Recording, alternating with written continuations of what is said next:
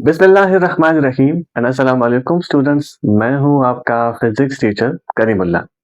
Students, आज हमने angular displacement को पढ़ना है, इसको सीखना है, जो कि रोटेशनल एंड एंगुलर मोशन का बहुत ही इम्पोर्टेंट और बेसिक टॉपिक है। इस टॉपिक को अगर आप समझ गए और इसके पीछे जो कंसेप्ट छुपा हुआ है वो अगर आपने गेन कर लिया, तो इंशाल्लाह जो आने वाले टॉपिक्स हैं आपको समझने में बड़ी आसानी होगी। जैसे आने वाले टॉपिक्स में एंगुलर वेलोसिटी है, एंगुलर एक्सेलरेशन है, एंगुलर मोमेंटम है, ये टॉपिक्स भी फिर आपको इजीली समझ में आएंगे। एंगुलर डिस्प्लेसमेंट को समझने से पहले हम इस तरह कर लेते हैं कि थोड़ा सा लीनियर डिस्प्लेसमेंट को रिवाइज कर लेते हैं, क्योंकि angular displacement is the rotational analog of linear displacement. यानी जो काम लीनियर मोशन में लीनियर डिस्प्लेसमेंट करता है वही काम रोटेशनल मोशन में रोटेशनल डिस्प्लेसमेंट करता है। अगर हम इस कार को देखें कि ये कार पॉइंट ए से पॉइंट बी तक मूव की है स्ट्रेट लाइन में, तो इसकी जो मोशन है वो मोशन कहलाएगी लीनियर मोशन या रिक्टी लीनियर मोशन। फिर हम ये देख सकते हैं कि ये वाली जो कार है ये पॉइंट ए से पॉइंट सी तक मूव की है, तो आप देख सकते हैं कि दूसरी कार ने ज्यादा मोशन कवर किया है, क्योंकि दूसरी कार जब ए से सी तक मूव हुई है तो इसकी लेंथ ज्यादा चेंज हुई है ड्यूरिंग इट्स जर्नी। तो ए से लेकर बी तक मुझे यहाँ पे जो पोजीशन वेक्टर है ये मुझे छोटा बनाना पड़ा बनिस्बत इसके। फिर ए से लेकर सी तक चूंकि ज्यादा जर्नी हुई है, ज्यादा मोशन हुआ है, मुझे एक लंबा पोजीशन वेक्टर बनाना पड़ा। इस केस में हम पोजीशन को कहेंगे linear position. And what is position?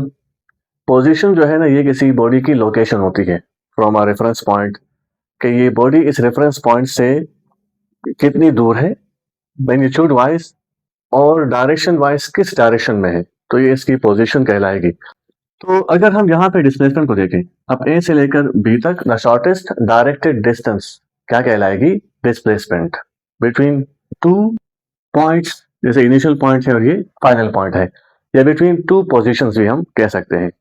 अगर हम यहाँ से देखें ए से लेकर सी तक, तो इस कंडीशन में एक तो ये बनेगा लीनियर डिस्प्लेसमेंट ए से सी तक, लेकिन हम एक और भी ले सकते हैं लीनियर डिस्प्लेसमेंट बी से सी तक।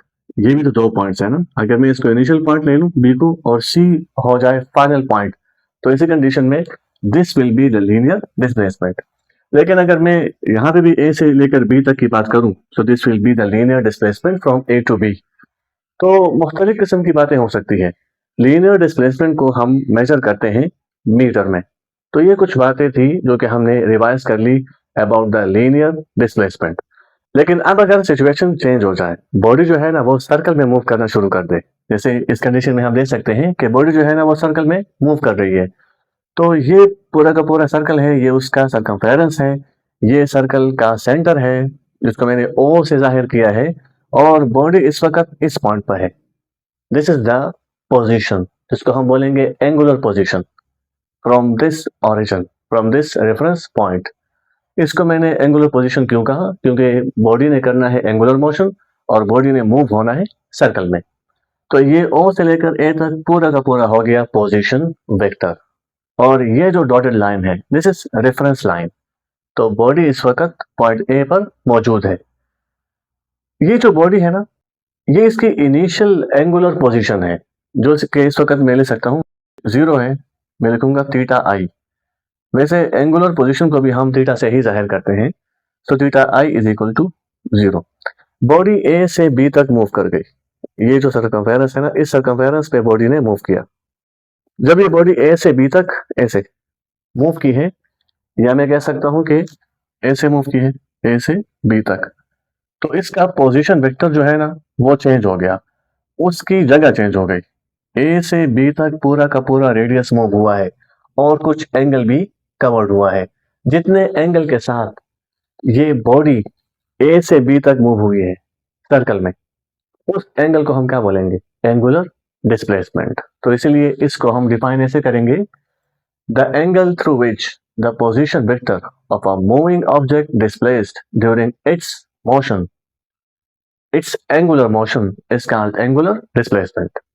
यानी कोई बॉडी है और उसका जो पोजीशन वेक्टर है वो डिस्प्लेस्ड हो गया, from initial point two final point, और कुछ एंगल कवर्ड हो गया है।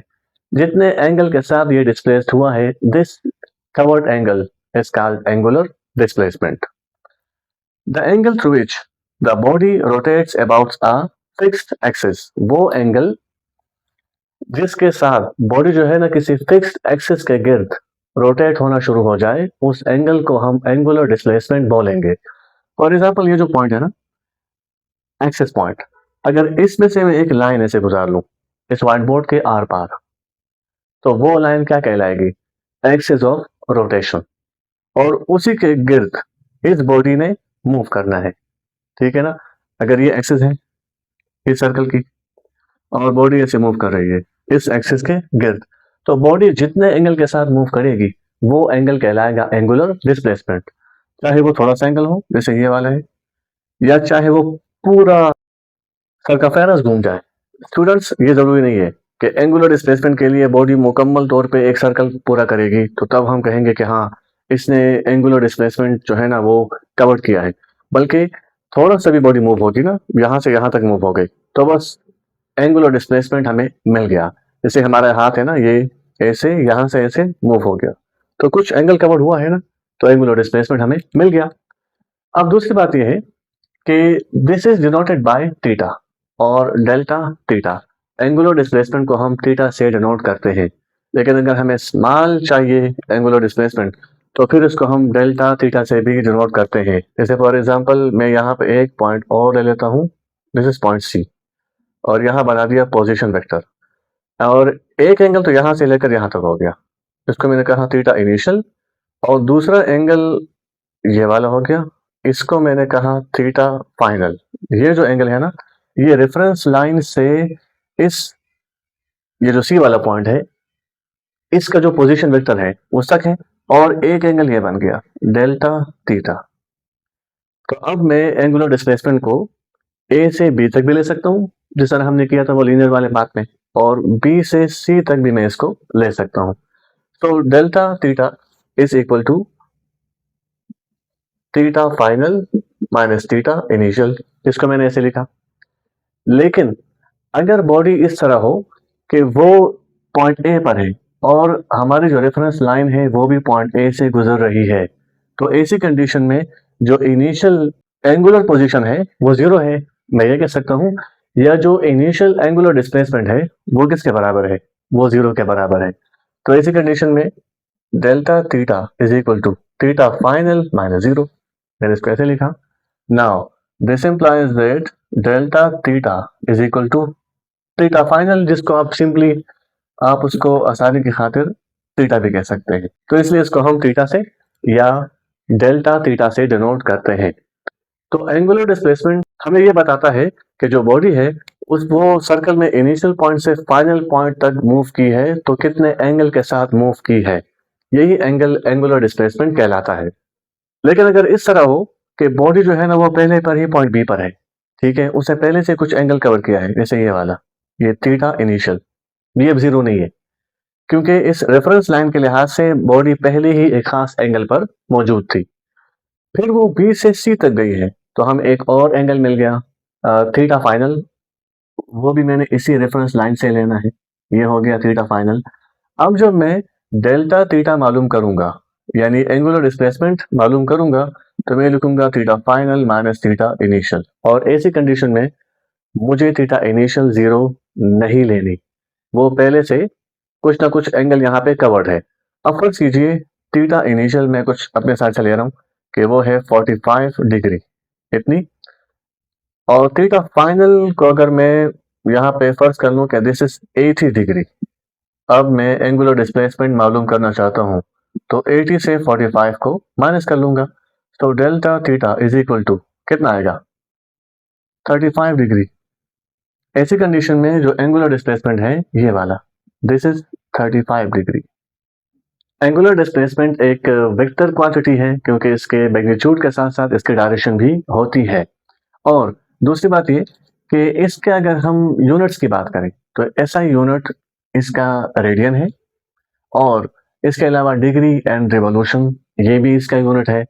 अगर हम रिवॉल्यूशन की बात करें तो जब बॉडी सर्कल में सर्कमफेरेंस पे एक चक्कर मुकम्मल कर लेती है, वन कंप्लीट राउंड ट्रिप, तो इस वक्त इसका एंगुलर डिस्प्लेसमेंट रेडियन में 2 पाई रेडियन के बराबर होता है और डिग्री में 360 डिग्री के बराबर होता है।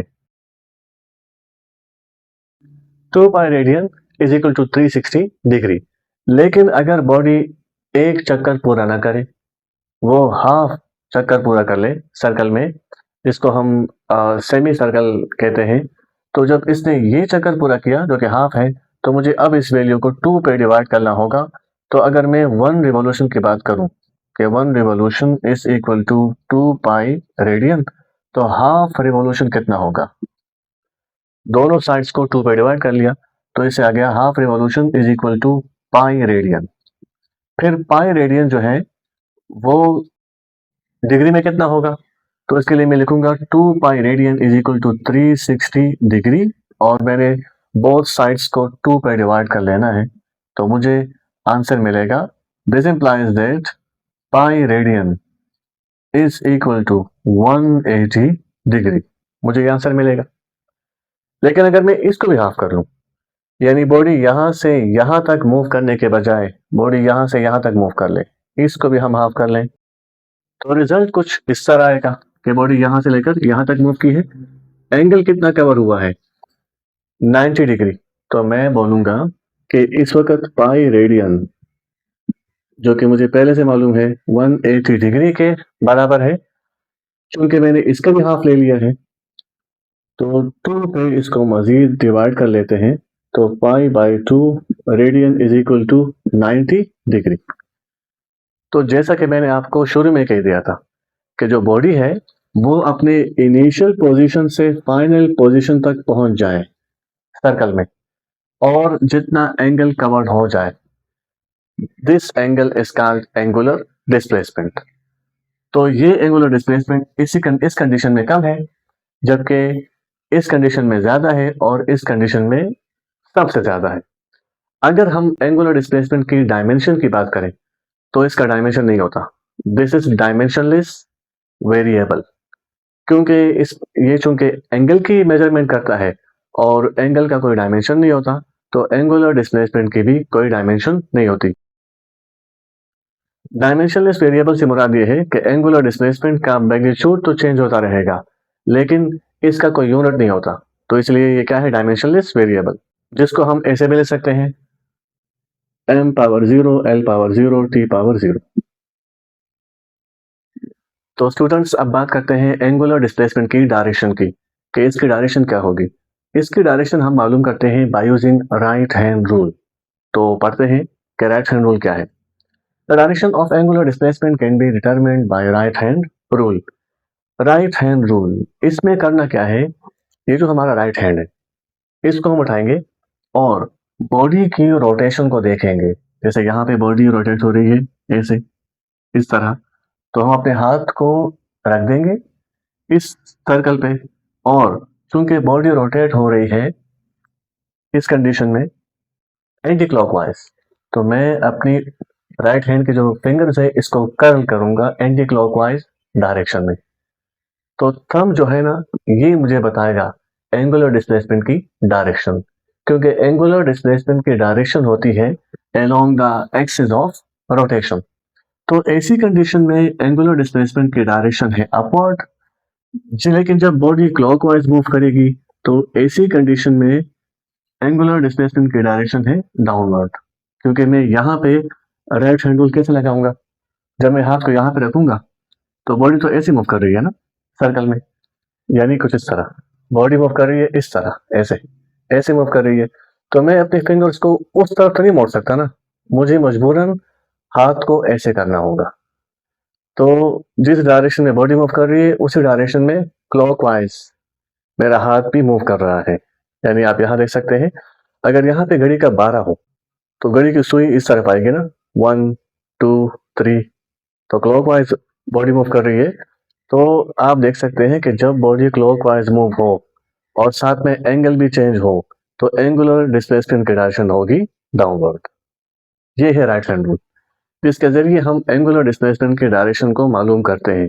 लेकिन आप यहाँ देखें ये जो सर्कल है ये इस तरह पड़ा हुआ है, हॉरिजॉन्टल सर्कल है। इसमें हमने देखा कि एंगुलर डिस्प्लेसमेंट की डायरेक्शन कभी अपवर्ड है कभी डाउनवर्ड है। लेकिन अगर सर्कल इस तरह वर्टिकल सर्कल हो और इसमें बॉडी ऐसे मूव करे एंटी क्लॉकवाइज, तो एंटी क्लॉकवाइज के केस में एंगुलर डिस्प्लेसमेंट की डायरेक्शन होगी आउट ऑफ द बोर्ड या आउट ऑफ द प्लेन या आउट ऑफ द पेज, जो भी आपने कहना है। इसके लिए आप इस तरह का निशान भी लगा सकते हैं, ऐसे डॉट का निशान एक सर्कल में बंद करके। यहाँ पे हम देखें कि जो बॉडी है वो क्लॉकवाइज मूव कर रही है। अगेन बॉडी यहाँ पे क्लॉकवाइज मूव कर रही है, तो इसके लिए मुझे क्या करना होगा कि क्लॉकवाइज डायरेक्शन में अपनी फिंगर्स को घुमाना होगा, जो राइट हैंड की फिंगर्स है इसको घुमाया तो एंगुलर डिस्प्लेसमेंट की डायरेक्शन होगी along the axis of rotation. तो इस वक्त इसकी डायरेक्शन है इनवर्ड द बोर्ड। इसके लिए आप ऐसे निशान लगा दें, सर्कल के अंदर क्रॉस का निशान लगा दें। Curl the fingers of your right hand in the direction of rotation. Your thumb points the direction of angular displacement.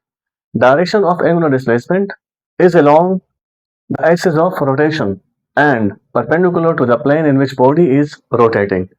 हमने यहाँ पे देखा कि जो एंगुलर डिस्प्लेसमेंट है इसकी डायरेक्शन एक तो along the axis है, दूसरा ये जो एंगुलर डिस्प्लेसमेंट है इसकी डायरेक्शन उस पूरे प्लेन के साथ क्या है, परपेंडिकुलर है, जिस प्लेन में बॉडी रोटेट कर रही है। यहाँ भी आप देख सकते हैं कि एंगुलर डिस्प्लेसमेंट की डायरेक्शन इस पूरे प्लेन के साथ क्या है, परपेंडिकुलर है, जिस प्लेन में बॉडी रोटेट कर रही है। और यहाँ भी आप देख सकते हैं अगर ये डायरेक्शन है एंगुलर डिस्प्लेसमेंट की इस तरह, तो इस पूरे प्लेन के साथ आप देख सकते हैं कि एंगुलर डिस्प्लेसमेंट की डायरेक्शन क्या है, परपेंडिकुलर है। अगर मैं इसको कह लूँ आउट ऑफ द बोर्ड और इसको कह लूँ इनटू द बोर्ड, तो इस कंडीशन में भी डायरेक्शन क्या होगी, परपेंडिकुलर टू द प्लेन। अब अगर हम बात करें द सेंस ऑफ रोटेशन की, तो if sense of rotation is clockwise then angular displacement is negative, और anti clockwise sense of rotation the angular displacement is positive. इसका मतलब क्या है, इसका मतलब ये है कि अगर बॉडी जो है ना वो सर्कल में रोटेट कर रही है क्लॉकवाइज, ये उसकी सेंस ऑफ रोटेशन हो गई, जैसा कि ये। तो इस वक्त एंगुलर डिस्प्लेसमेंट की डायरेक्शन तो ठीक है कि वो डाउनवर्ड है, लेकिन this will B negative. Angle को, थीटा को, यानी एंगुलर डिस्प्लेसमेंट को नेगेटिव लिया जाएगा। और अगर हम इस केस को देखें तो इस केस में बॉडी मूव कर रही है एंटी क्लॉकवाइज, तो एंटी क्लॉकवाइज के केस में जो एंगुलर डिस्प्लेसमेंट है इसको पॉजिटिव लिया जाएगा। अगर sense of rotation anti clockwise है तो एंगुलर डिस्प्लेसमेंट की डायरेक्शन अपवर्ड होगी या इस तरह आउट ऑफ द पेज होगी, लेकिन उसको पॉजिटिव लिया जाएगा।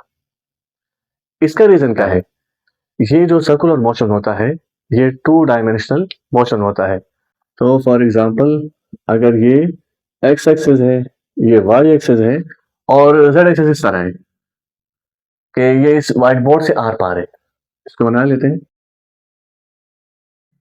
अब बॉडी मूव कर रही है इस तरह एंटी क्लॉकवाइज। तो अब आप मुझे बताएं ये जो सर्कल है ये किस प्लेन में मौजूद है, तो सर्कल मौजूद है एक्स वाई प्लेन में, क्योंकि circular motion is a 2 dimensional motion. तो अब अगर ये इसे मूव करेगी और मैं राइट हैंड रूल अप्लाई करूं तो एंगुलर डिस्प्लेसमेंट की डायरेक्शन होगी टुवर्ड्स पॉजिटिव जेड एक्सिस, क्योंकि राइट हैंड रूल के मुताबिक मुझे अपने फिंगर्स को, राइट हैंड की फिंगर्स को एंटी क्लॉकवाइज घुमाना होगा। मैथमेटिकली अगर इसको हम देखें, ये हो गया आई यूनिट वेक्टर, ये हो गया जे यूनिट वेक्टर। तो जब मैं आई क्रॉस जे करूंगा, ये हमने चैप्टर 2 में पढ़ा था वेक्टर्स में, आई क्रॉस जे से आंसर क्या आएगा, पॉजिटिव के। आई क्रॉस जे, इन दोनों का जब क्रॉस प्रोडक्ट किया जाता है तो उससे आंसर आता है पॉजिटिव के। ठीक है, जो जेड एक्सिस की तरफ इसकी डायरेक्शन आती है तो उसका रीजन मैथमेटिकली ये होता है। अगर मैं जे क्रॉस आई कर लूं, जे क्रॉस आई यानी मैं ऐसे मूव कर रहा हूं, ये जे हो गया ना, ये आई हो गया, ऐसे जे क्रॉस आई। तो जे क्रॉस आई से क्या होगा कि एंगुलर डिस्प्लेसमेंट की डायरेक्शन होगी inward the board along negative z axis। इसको कर लेते हैं j क्रॉस i, तो आंसर क्या आएगा? -k।